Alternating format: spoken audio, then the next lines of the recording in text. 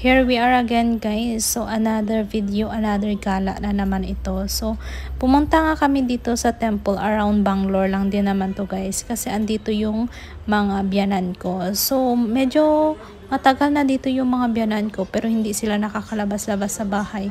Kasi taong probinsya sila. So gusto talaga nila mga temple na mga pinupuntahan. So naisip namin na dalihin sila dito sa Eskon Temple. So medyo malayo din naman itong temple na to guys sa amin.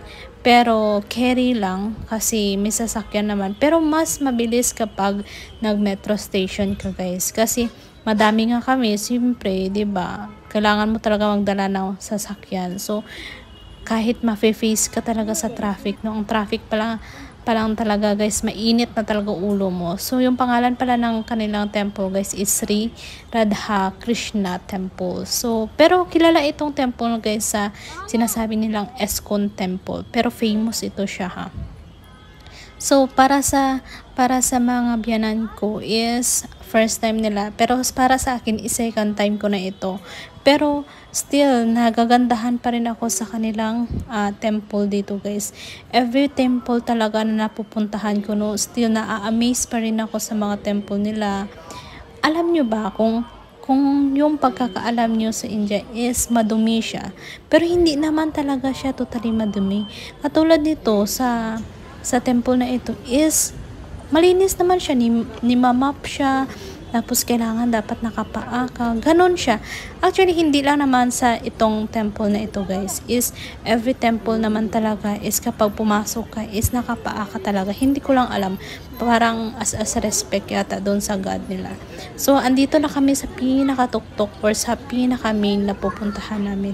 So bago kami dumating dito, no, is meron kami nadadaanan na mga santos pa doon kanina sa baba, pero hindi ko kasi siya pwedeng videohan kasi bawal lang siya.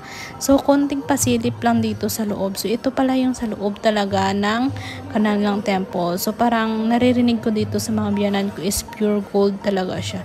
So nasya-shock ako, sabi ko talaga pure gold talaga yan, sabi nila oo. So kasi nga nakapaa lang kami guys, so kailangan pag labas namin nakapaa rin kami, in short, diba?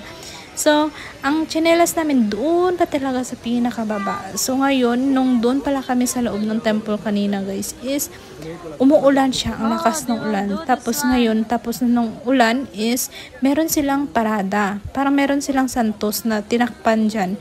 Kasi maya at maya is, magsa-start na rin silang parada. Hindi ko lang alam kung anong santos yun yung ipaparade nila, no? Ayan, oh, yung nakatakip ng blue na tarapal ba yung tawag yun, gano'n.